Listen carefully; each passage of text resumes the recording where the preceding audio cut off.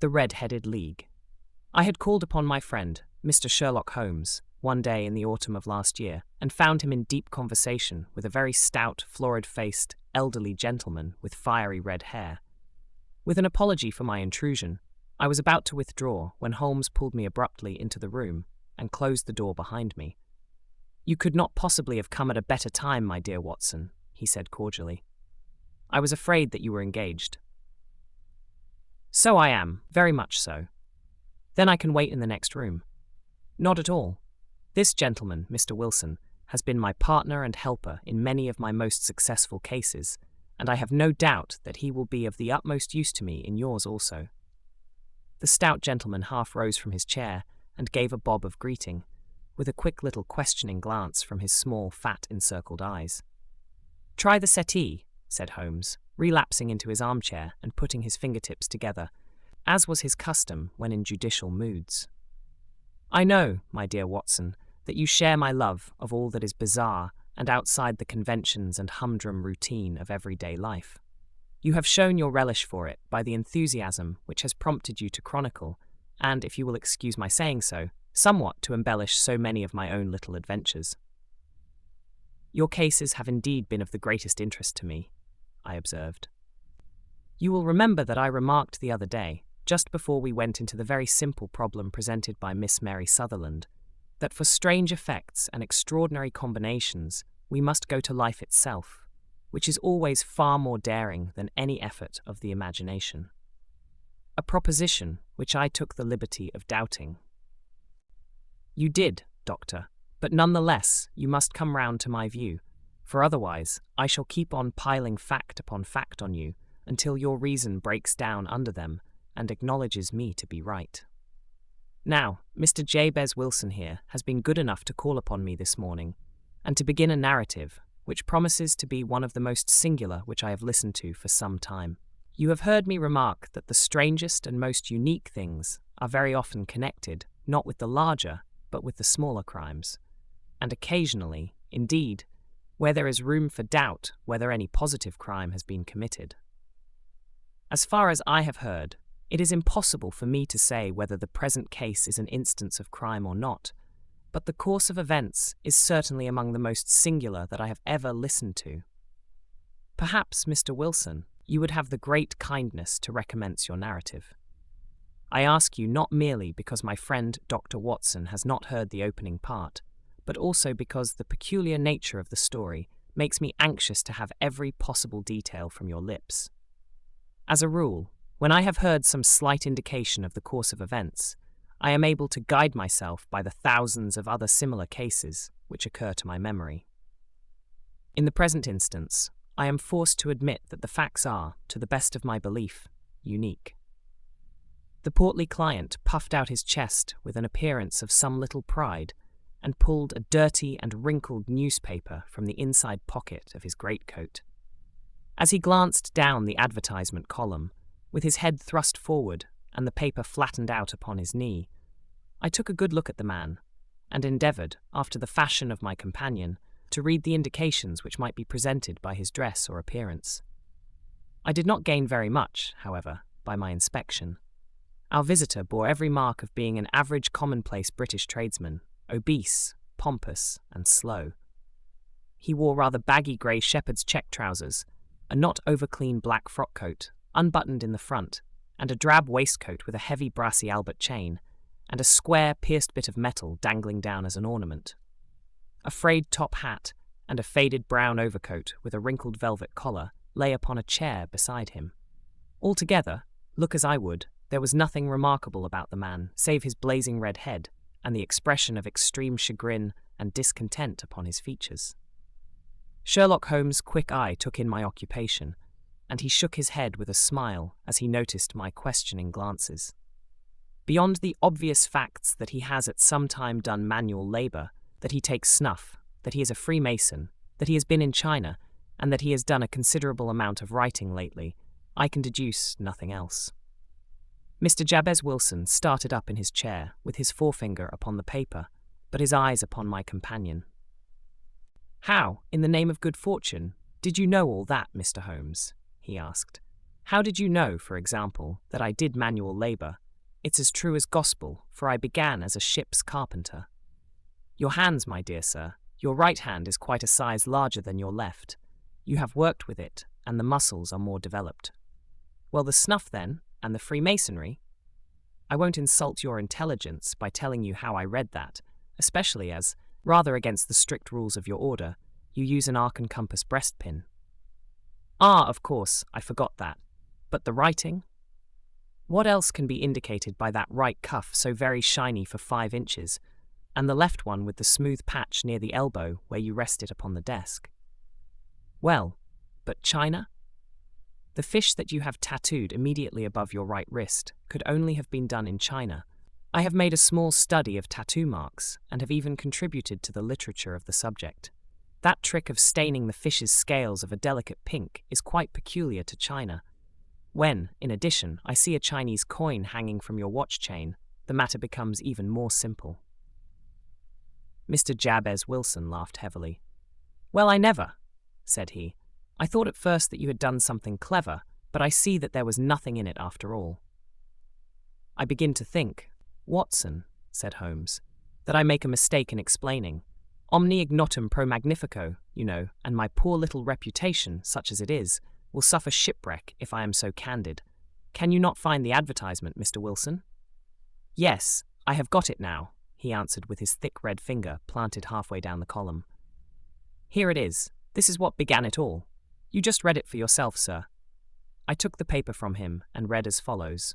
To the Red-Headed League, on account of the bequest of the late Ezekiah Hopkins, of Lebanon, Pennsylvania, USA, there is now another vacancy open which entitles a member of the League to a salary of £4 a week for purely nominal services. All red-headed men who are sound in body and mind and above the age of 21 years are eligible. Apply in person on Monday at 11 o'clock to Duncan Ross at the offices of the League, 7 Pope's Court, Fleet Street. What on earth does this mean? I ejaculated after I had twice read over the extraordinary announcement. Holmes chuckled and wriggled in his chair, as was his habit when in high spirits. It is a little off the beaten track, isn't it? Said he.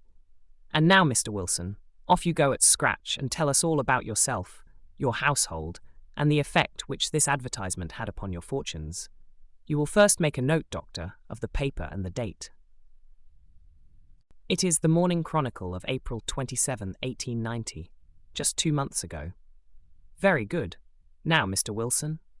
Well, it is just as I have been telling you, Mr. Sherlock Holmes, said Jabez Wilson, mopping his forehead. I have a small pawnbroker's business at Coburg Square, near the city. It's not a very large affair, and of late years it has not done more than just give me a living. I used to be able to keep 2 assistants, but now I only keep 1, and I would have a job to pay him, but that he is willing to come for half wages, so as to learn the business. What is the name of this obliging youth? Asked Sherlock Holmes. His name is Vincent Spaulding, and he's not such a youth either. It's hard to say his age. I should not wish a smarter assistant, Mr. Holmes, and I know very well that he could better himself and earn twice what I am able to give him. But after all, if he is satisfied, why should I put ideas in his head? Why, indeed? You seem most fortunate in having an employé who comes under the full market price. It is not a common experience among employers in this age. I don't know that your assistant is not as remarkable as your advertisement. Oh, he has his faults too, said Mr. Wilson. Never was such a fellow for photography. Snapping away with a camera when he ought to be improving his mind, and then diving down into the cellar, like a rabbit into its hole, to develop his pictures. That is his main fault, but on the whole he's a good worker. There's no vice in him. He is still with you, I presume? Yes, sir. He and a girl of 14, who does a bit of simple cooking and keeps the place clean. That's all I have in the house, for I am a widower and never had any family. We live very quietly, sir, the 3 of us, and we keep a roof over our heads and pay our debts, if we do nothing more. The first thing that put us out was that advertisement. Spaulding, he came down into the office just this day 8 weeks, with this very paper in his hand, and he says, I wish to the Lord, Mr. Wilson, that I was a red-headed man. Why that? I asks. Why, says he, Here's another vacancy on the League of the Red-Headed Men. It's worth quite a little fortune to any man who gets it, and I understand that there are more vacancies than there are men, so that the trustees are at their wits' end what to do with the money. If my hair would only change colour, here's a nice little crib all ready for me to step into." "Why, what is it then?" I asked. "You see, Mr. Holmes, I am a very stay-at-home man, and as my business came to me instead of my having to go to it, I was often weeks on end without putting my foot over the doormat. In that way I didn't know much of what was going on outside, and I was always glad of a bit of news." "Have you never heard of the League of the Red-Headed Men?" he asked with his eyes open. "Never. Why, I wonder at that, for you are eligible yourself for one of the vacancies." "And what are they worth?" I asked. "Oh, merely a couple of hundred a year, but the work is slight, and it need not interfere very much with one's other occupations." Well, you can easily think that that made me prick up my ears, for the business has not been over good for some years, and an extra couple of hundred would have been very handy. "Tell me all about it," said I. "Well," said he, showing me the advertisement, "you can see for yourself that the League has a vacancy, and there is the address where you should apply for particulars. As far as I can make out, the League was founded by an American millionaire, Ezekiah Hopkins, who was very peculiar in his ways. He was himself red-headed, and he had a great sympathy for all red-headed men. So, when he died, it was found that he had left his enormous fortune in the hands of trustees, with instructions to apply the interest to the providing of easy berths to men whose hair is of that colour. From all I hear, it is splendid pay and very little to do." "But," said I, "there would be millions of red-headed men who would apply." "Not so many as you might think," he answered. "You see, it is really confined to Londoners and to grown men. This American had started from London when he was young, and he wanted to do the old town a good turn. Then, again, I have heard it is no use your applying if your hair is light red, or dark red, or anything but real bright, blazing, fiery red. Now, if you cared to apply, Mr. Wilson, you would just walk in, but perhaps it would hardly be worth your while to put yourself out of the way for the sake of a few £100. Now, it is a fact, gentlemen, as you may see for yourselves, that my hair is of a very full and rich tint, so that it seemed to me that if there was to be any competition in the matter, I stood as good a chance as any man that I had ever met. Vincent Spaulding seemed to know so much about it that I thought he might prove useful, so I just ordered him to put up the shutters for the day and to come right away with me. He was very willing to have a holiday, so we shut the business up and started off for the address that was given us in the advertisement. I never hope to see such a sight as that again, Mr. Holmes. From north, south, east, and west, every man who had a shade of red in his hair had tramped into the city to answer the advertisement. Fleet Street was choked with red-headed folk, and Pope's Court looked like a coster's orange barrow. I should not have thought there were so many in the whole country as were brought together by that single advertisement. Every shade of colour they were: straw, lemon, orange, brick, Irish setter, liver, clay. But, as Spaulding said, there were not many who had the real vivid flame-coloured tint.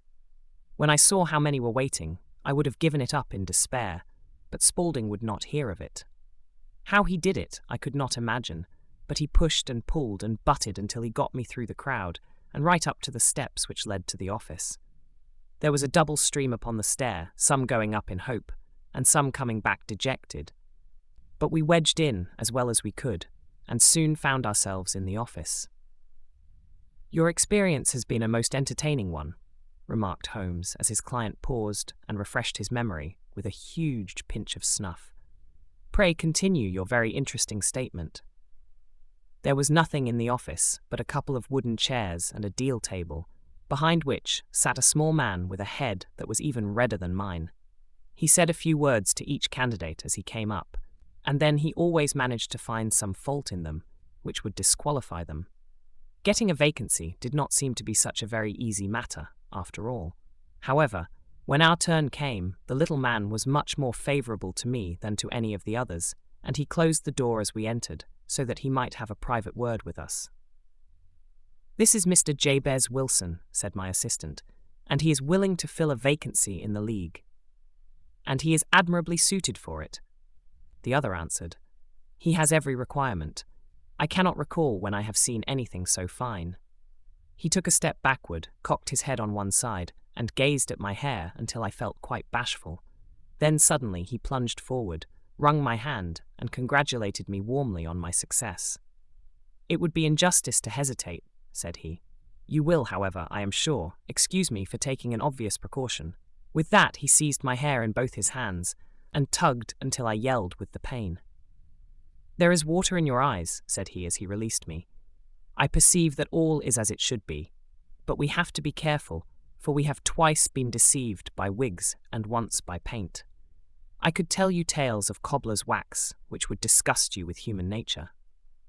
He stepped over to the window and shouted through it at the top of his voice that the vacancy was filled. A groan of disappointment came up from below, and the folk all trooped away in different directions, until there was not a redhead to be seen, except my own and that of the manager. My name, said he, is Mr. Duncan Ross, and I am myself one of the pensioners upon the fund left by our noble benefactor. Are you a married man, Mr. Wilson? Have you a family? I answered that I had not. His face fell immediately. Dear me, he said gravely, that is very serious indeed. I am sorry to hear you say that. The fund was, of course, for the propagation and spread of the redheads, as well as for their maintenance. It is exceedingly unfortunate that you should be a bachelor. My face lengthened at this, Mr. Holmes, for I thought that I was not to have the vacancy after all, but after thinking it over for a few minutes, he said that it would be all right. In the case of another, said he, the objection might be fatal, but we must stretch a point in favour of a man with such a head of hair as yours. When shall you be able to enter upon your new duties? Well, it is a little awkward, for I have a business already, said I. Oh, never mind about that, Mr. Wilson, said Vincent Spaulding. I should be able to look after that for you. What would be the hours? I asked. 10 to 2. Now, a pawnbroker's business is mostly done of an evening, Mr. Holmes, especially Thursday and Friday evening, which is just before payday, so it would suit me very well to earn a little in the mornings.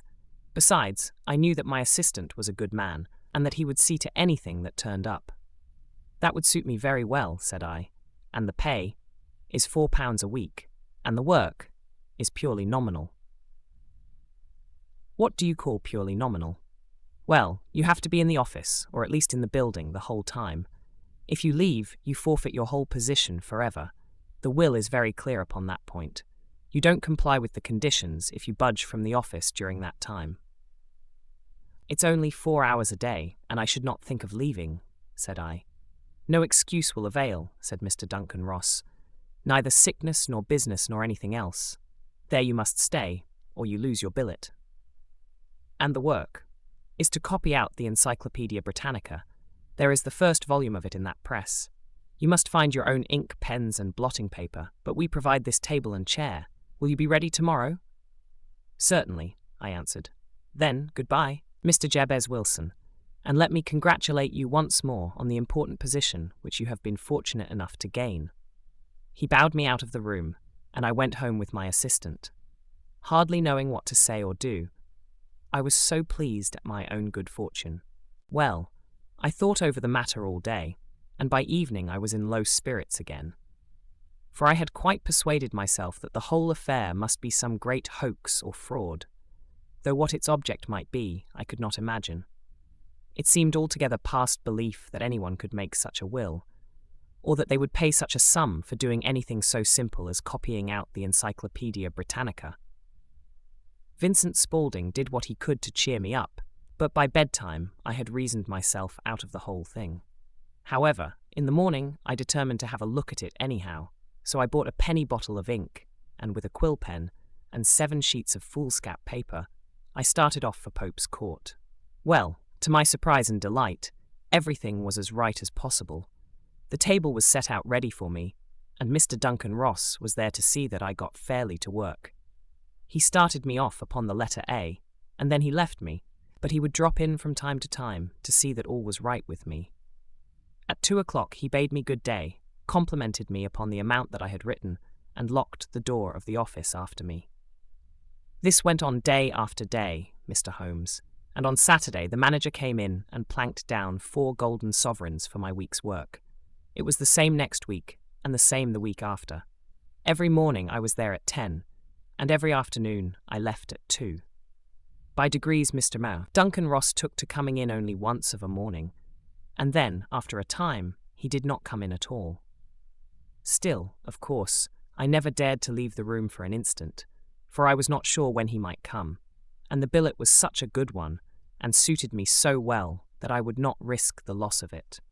8 weeks passed away like this, and I had written about abbots and archery and armour and architecture and Attica, and hoped with diligence that I might get on to the bees before very long.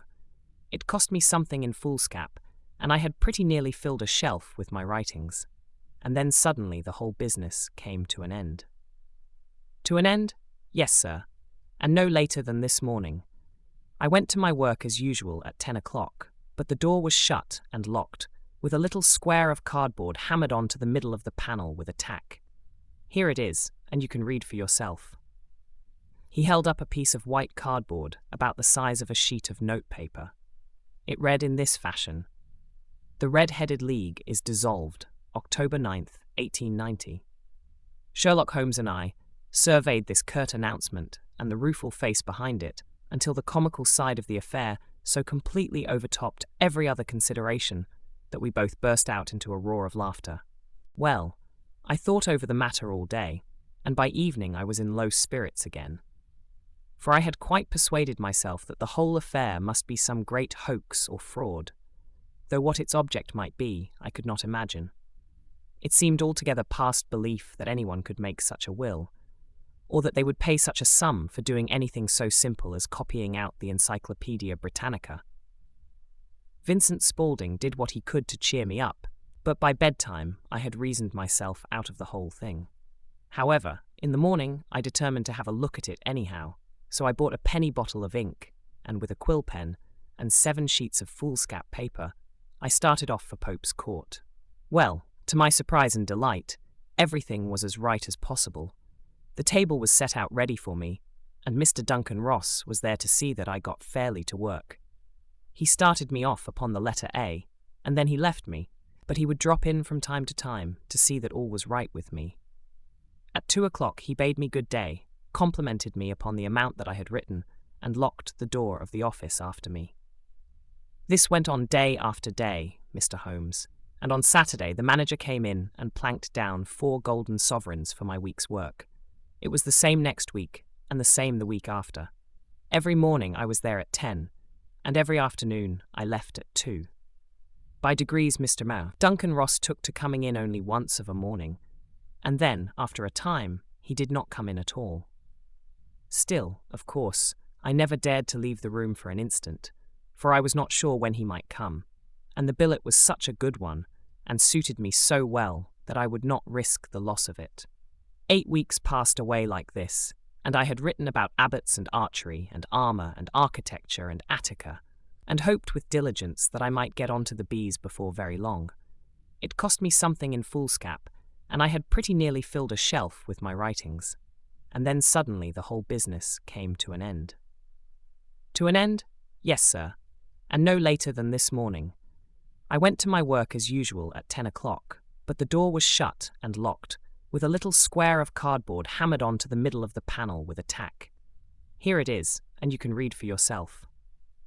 He held up a piece of white cardboard about the size of a sheet of notepaper. It read in this fashion: "The Red-Headed League is dissolved, October 9th, 1890.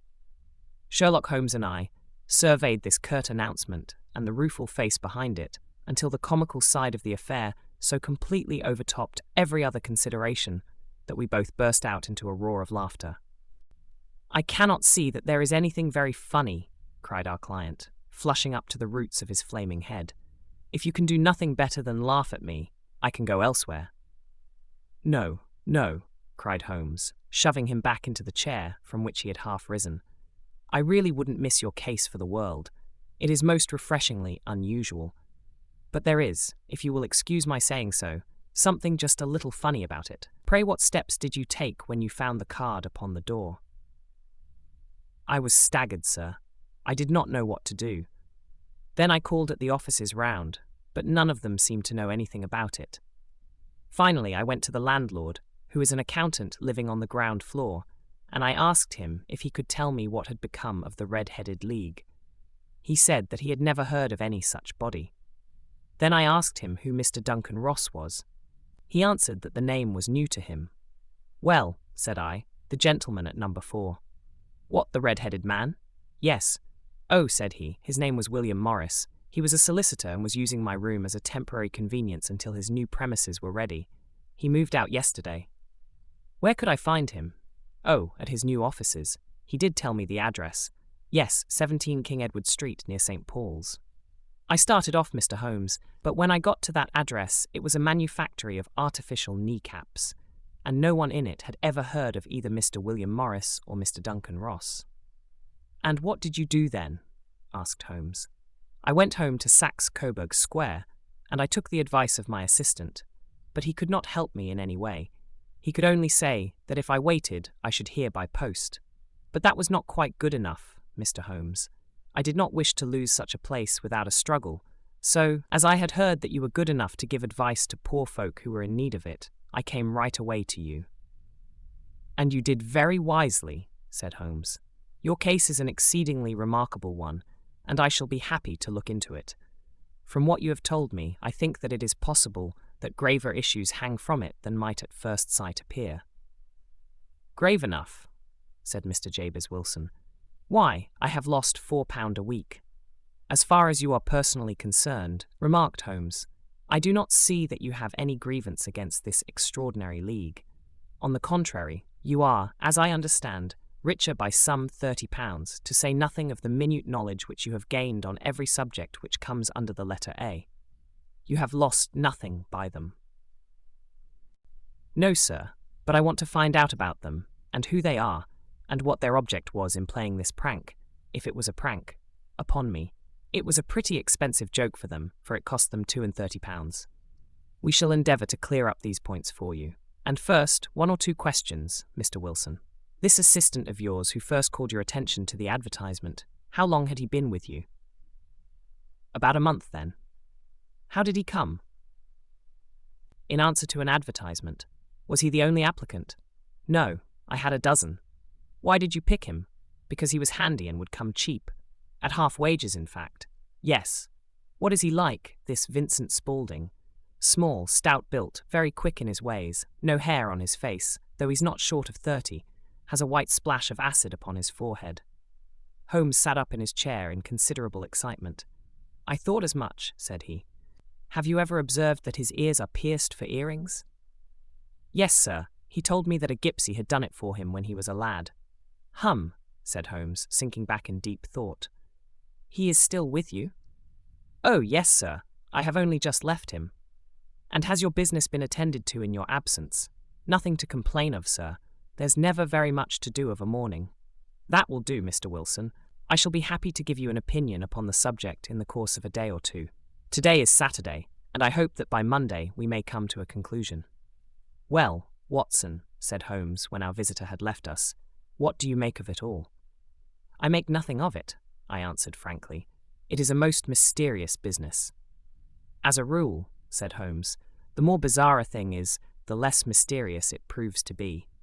It is your commonplace, featureless crimes which are really puzzling, just as a commonplace face is the most difficult to identify. But I must be prompt over this matter. What are you going to do, then? I asked. To smoke, he answered. It is quite a 3-pipe problem, and I beg that you won't speak to me for 50 minutes.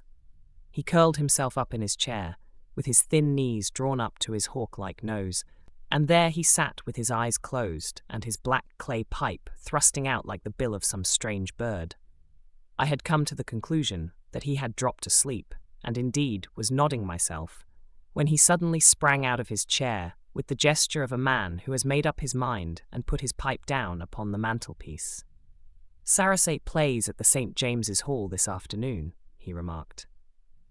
What do you think, Watson? Could your patients spare you for a few hours? I have nothing to do today. My practice is never very absorbing. Then put on your hat and come. I am going through the city first, and we can have some lunch on the way. I observe that there is a good deal of German music on the program, which is rather more to my taste than Italian or French. It is introspective, and I want to introspect. Come along. We travelled by the underground as far as Aldersgate, and a short walk took us to Saxe-Coburg Square, the scene of the singular story which we had listened to in the morning. It was a poky, little, shabby-genteel place, where 4 lines of dingy, 2-storied brick houses looked out into a small railed-in enclosure, where a lawn of weedy grass and a few clumps of faded laurel bushes made a hard fight against a smoke-laden and uncongenial atmosphere. 3 gilt balls and a brown board with Jabez Wilson in white letters upon a corner house announced the place where our red-headed client carried on his business. Sherlock Holmes stopped in front of it with his head on one side and looked it all over, with his eyes shining brightly between puckered lids. Then he walked slowly up the street and then down again to the corner, still looking keenly at the houses. Finally, he returned to the pawnbroker's, and having thumped vigorously upon the pavement with his stick 2 or 3 times, he went up to the door and knocked. It was instantly opened by a bright-looking, clean-shaven young fellow who asked him to step in. "Thank you," said Holmes. "I only wished to ask you how you would go from here to the Strand." "3rd right, 4th left," answered the assistant promptly, closing the door. "Smart fellow that," observed Holmes as we walked away. "He is, in my judgment, the 4th smartest man in London, and for daring I am not sure that he has not a claim to be 3rd. I have known something of him before." "Evidently," said I, "Mr. Wilson's assistant counts for a good deal in this mystery of the Red-Headed League. I am sure that you inquired your way merely in order that you might see him." "Not him. What then?" "The knees of his trousers. And what did you see?" "What I expected to see." "Why did you beat the pavement?" "My dear doctor, this is a time for observation, not for talk. We are spies in an enemy's country. We know something of Saxe-Coburg Square. Let us now explore the parts which lie behind it." The road in which we found ourselves as we turned round the corner from the retired Saxe-Coburg Square presented as great a contrast to it as the front of a picture does to the back.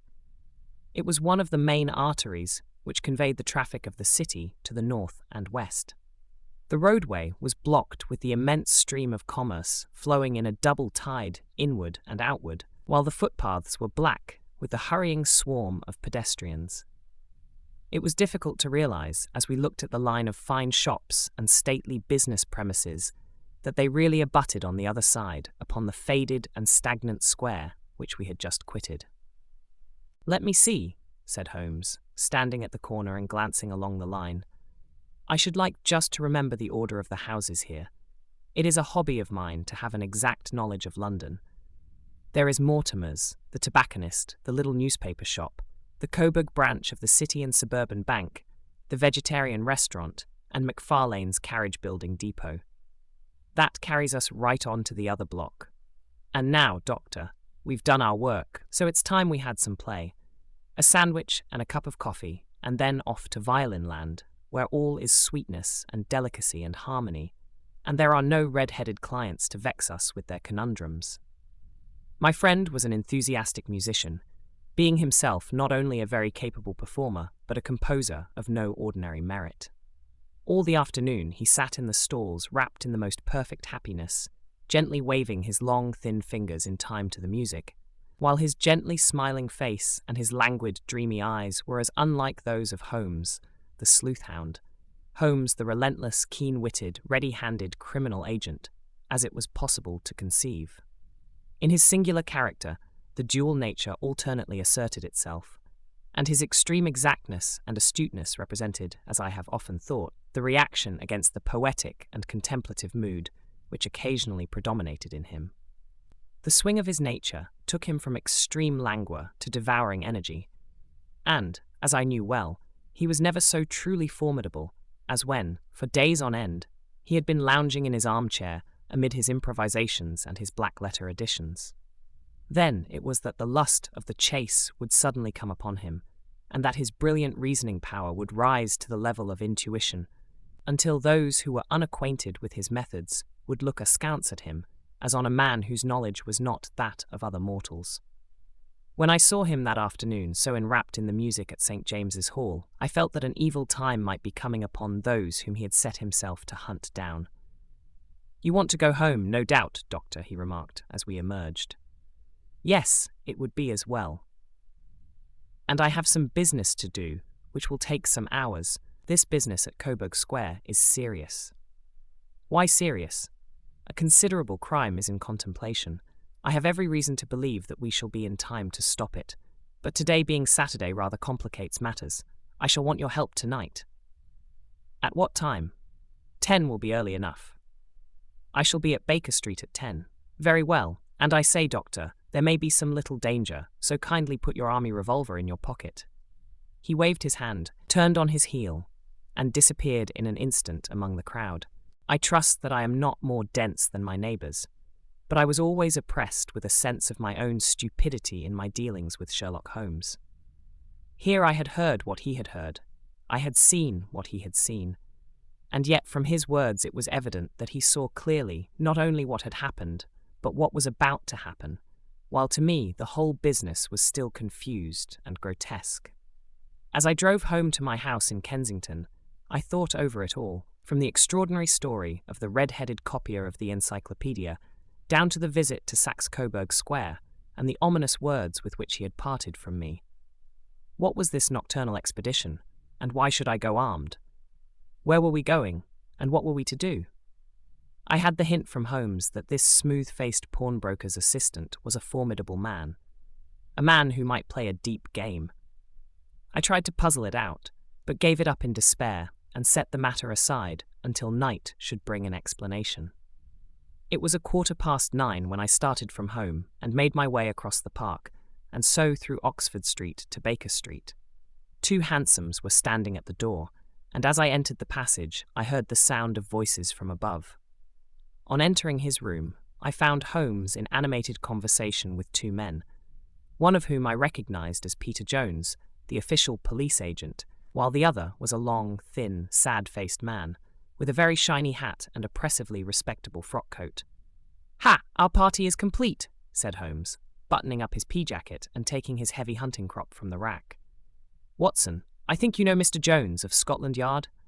Let me introduce you to Mr. Merryweather, who is to be our companion in tonight's adventure." "We're hunting in couples again, Doctor, you see," said Jones in his consequential way.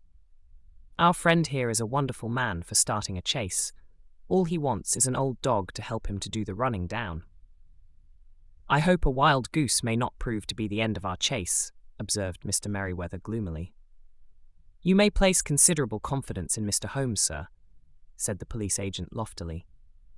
"He has his own little methods, which are, if he won't mind my saying so, just a little too theoretical and fantastic, but he has the makings of a detective in him. It is not too much to say that once or twice, as in that business of the Sholto murder and the Agra treasure, he has been more nearly correct than the official force." "Oh, if you say so, Mr. Jones, it is all right," said the stranger with deference. "Still, I confess that I miss my rubber. It is the first Saturday night for 27 years that I have not had my rubber." "I think you will find," said Sherlock Holmes, "that you will play for a higher stake tonight than you have ever done yet, and that the play will be more exciting. For you, Mr. Merryweather, the stake will be some £30,000, and for you, Jones, it will be the man upon whom you wish to lay your hands. John Clay, the murderer, thief, smasher and forger. He's a young man, Mr. Merryweather, but he is at the head of his profession, and I would rather have my bracelets on him than on any criminal in London. He's a remarkable man, is young John Clay. His grandfather was a royal duke, and he himself has been to Eton and Oxford.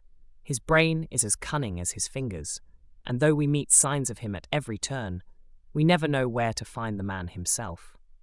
He'll crack a crib in Scotland one week, and be raising money to build an orphanage in Cornwall the next. I've been on his track for years, and have never set eyes on him yet. I hope that I may have the pleasure of introducing you tonight. I've had 1 or 2 little turns also with Mr. John Clay, and I agree with you that he is at the head of his profession. It is past 10, however, and quite time that we started. If you two will take the first hansom, Watson and I will follow in the second. Sherlock Holmes was not very communicative during the long drive and lay back in the cab humming the tunes which he had heard in the afternoon. We rattled through an endless labyrinth of gas-lit streets until we emerged into Farrington Street. "We are close there now," my friend remarked. "This fellow Merryweather is a bank director and personally interested in the matter. I thought it as well to have Jones with us also. He is not a bad fellow, though an absolute imbecile in his profession. He has one positive virtue. He is as brave as a bulldog and as tenacious as a lobster if he gets his claws upon anyone. Here we are, and they are waiting for us." We had reached the same crowded thoroughfare in which we had found ourselves in the morning. Our cabs were dismissed, and, following the guidance of Mr. Merryweather, we passed down a narrow passage and through a side door, which he opened for us. Within there was a small corridor, which ended in a very massive iron gate. This also was opened and led down a flight of winding stone steps, which terminated at another formidable gate. Mr. Merryweather stopped to light a lantern and then conducted us down a dark, earth-smelling passage, and so, after opening a third door, into a huge vault or cellar, which was piled all round with crates and massive boxes. "You are not very vulnerable from above," Holmes remarked as he held up the lantern and gazed about him. "Nor from below," said Mr. Merryweather, striking his stick upon the flags which lined the floor. "Why, dear me, it sounds quite hollow," he remarked, looking up in surprise. "I must really ask you to be a little more quiet," said Holmes severely. "You have already imperilled the whole success of our expedition. Might I beg that you would have the goodness to sit down upon one of those boxes, and not to interfere?" The solemn Mr. Merryweather perched himself upon a crate, with a very injured expression upon his face, while Holmes fell upon his knees upon the floor, and, with the lantern and a magnifying lens, began to examine minutely the cracks between the stones. A few seconds sufficed to satisfy him, for he sprang to his feet again and put his glass in his pocket. "We have at least an hour before us," he remarked, "for they can hardly take any steps until the good pawnbroker is safely in bed. Then they will not lose a minute, for the sooner they do their work, the longer time they will have for their escape. We are at present, Doctor, as no doubt you have divined, in the cellar of the City branch of one of the principal London banks. Mr. Merryweather is the chairman of directors, and he will explain to you that there are reasons why the more daring criminals of London should take a considerable interest in this cellar at present." "It is our French gold," whispered the director. "We have had several warnings that an attempt might be made upon it." "Your French gold?" "Yes. We had occasion some months ago to strengthen our resources and borrowed for that purpose 30,000 Napoleons from the Bank of France. It has become known that we have never had occasion to unpack the money, and that it is still lying in our cellar. The crate upon which I sit contains 2,000 Napoleons, packed between layers of lead foil. Our reserve of bullion is much larger at present than is usually kept in a single branch office, and the directors have had misgivings upon the subject." "Which were very well justified," observed Holmes. "And now it is time that we arranged our little plans. I expect that within an hour matters will come to a head. In the meantime, Mr. Merryweather, we must put the screen over that dark lantern." "And sit in the dark?" "I am afraid so. I had brought a pack of cards in my pocket, and I thought that, as we were a party carré, you might have your rubber after all. But I see that the enemy's preparations have gone so far that we cannot risk the presence of a light. And, first of all, we must choose our positions. These are daring men, and though we shall take them at a disadvantage, they may do us some harm unless we are careful. I shall stand behind this crate, and do you conceal yourselves behind those. Then, when I flash a light upon them, close in swiftly. If they fire, Watson, have no compunction about shooting them down." I placed my revolver, cocked, upon the top of the wooden case behind which I crouched.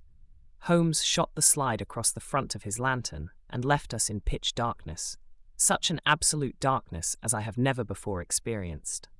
The smell of hot metal remained to assure us that the light was still there, ready to flash out at a moment's notice. To me, with my nerves worked up to a pitch of expectancy, There was something depressing and subduing in the sudden gloom and in the cold, dank air of the vault. "They have but one retreat," whispered Holmes. "That is back through the house into Saxe-Coburg Square. I hope that you have done what I asked you, Jones." "I have an inspector and 2 officers waiting at the front door." "Then we have stopped all the holes, and now we must be silent and wait." What a time it seemed! From comparing notes afterwards, it was but an hour and a quarter, yet it appeared to me that the night must have almost gone and the dawn be breaking above us. My limbs were weary and stiff, for I feared to change my position. Yet my nerves were worked up to the highest pitch of tension, and my hearing was so acute that I could not only hear the gentle breathing of my companions, but I could distinguish the deeper, heavier in-breath of the bulky Jones from the thin, sighing note of the bank director. From my position, I could look over the case in the direction of the floor. Suddenly, my eyes caught the glint of a light. At first, it was but a lurid spark upon the stone pavement. Then it lengthened out until it became a yellow line, and then, without any warning or sound, a gash seemed to open, and a hand appeared, a white, almost womanly hand, which felt about in the center of the little area of light. For a minute or more, the hand, with its writhing fingers, protruded out of the floor. Then it was withdrawn as suddenly as it appeared, and all was dark again, save the single lurid spark which marked a chink between the stones. Its disappearance, however, was but momentary. With a rending, tearing sound, one of the broad white stones turned over upon its side and left a square gaping hole, through which streamed the light of a lantern. Over the edge there peeped a clean-cut, boyish face, which looked keenly about it, and then, with a hand on either side of the aperture, drew itself shoulder-high and waist-high until one knee rested upon the edge. In another instant he stood at the side of the hole and was hauling after him a companion, lithe and small like himself, with a pale face and a shock of very red hair. "It's all clear," he whispered. "Have you the chisel and the bags? Great Scott! Jump, Archie, jump, and I'll swing for it." Sherlock Holmes had sprung out and seized the intruder by the collar. The other dived down the hole, and I heard the sound of rending cloth as Jones clutched at his skirts. The light flashed upon the barrel of a revolver, but Holmes' hunting crop came down on the man's wrist, and the pistol clinked upon the stone floor. "It's no use, John Clay," said Holmes blandly. "You have no chance at all." "So I see," the other answered with the utmost coolness. "I fancy that my pal is all right, though I see you've got his coat-tails." "There are 3 men waiting for him at the door," said Holmes. "Oh, indeed. You seem to have done the thing very completely. I must compliment you." "And I you," Holmes answered. "Your red-headed idea was very new and effective." "You'll see your pal again presently," said Jones. "He's quicker at climbing down holes than I am. Just hold out while I fix the derbies." "I beg that you will not touch me with your filthy hands," remarked our prisoner as the handcuffs clattered upon his wrists. "You may not be aware that I have royal blood in my veins. Have the goodness also, when you address me, always to say sir and please." "All right," said Jones with a stare and a snigger. "Well, would you please, sir, march upstairs, where we can get a cab to carry your highness to the police station." "That is better," said John Clay serenely. He made a sweeping bow to the 3 of us and walked quietly off in the custody of the detective. "Really, Mr. Holmes," said Mr. Merryweather as we followed them from the cellar, "I do not know how the bank can thank you or repay you. There is no doubt that you have detected and defeated, in the most complete manner, one of the most determined attempts at bank robbery that have ever come within my experience. I have had 1 or 2 little scores of my own to settle with Mr. John Clay," said Holmes. "I have been at some small expense over this matter, which I shall expect the bank to refund, but beyond that I am amply repaid by having had an experience which is in many ways unique, and by hearing the very remarkable narrative of the Red-Headed League.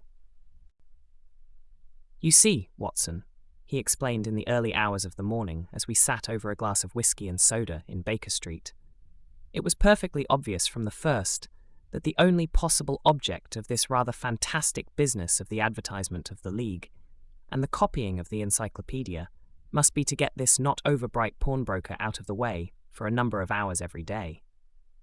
It was a curious way of managing it. but really, it would be difficult to suggest a better. The method was no doubt suggested to Clay's ingenious mind by the colour of his accomplice's hair. The £4 a week was a lure which must draw him, and what was it to them, who were playing for thousands? They put in the advertisement. One rogue has the temporary office, the other rogue incites the man to apply for it, and together they manage to secure his absence every morning in the week. From the time that I heard of the assistant having come for half wages, it was obvious to me that he had some strong motive for securing the situation. But how could you guess what the motive was? Had there been women in the house, I should have suspected a mere vulgar intrigue. That, however, was out of the question. The man's business was a small one, and there was nothing in his house which could account for such elaborate preparations and such an expenditure as they were at. It must, then, be something out of the house. What could it be? I thought of the assistant's fondness for photography and his trick of vanishing into the cellar. The cellar! There was the end of this tangled clue. Then I made inquiries as to this mysterious assistant, and found that I had to deal with one of the coolest and most daring criminals in London. He was doing something in the cellar, something which took many hours a day for months on end. What could it be once more? I could think of nothing save that he was running a tunnel to some other building. So far I had got when we went to visit the scene of action. I surprised you by beating upon the pavement with my stick. I was ascertaining whether the cellar stretched out in front or behind. It was not in front. Then I rang the bell, and, as I hoped, the assistant answered it. We have had some skirmishes, but we had never set eyes upon each other before. I hardly looked at his face.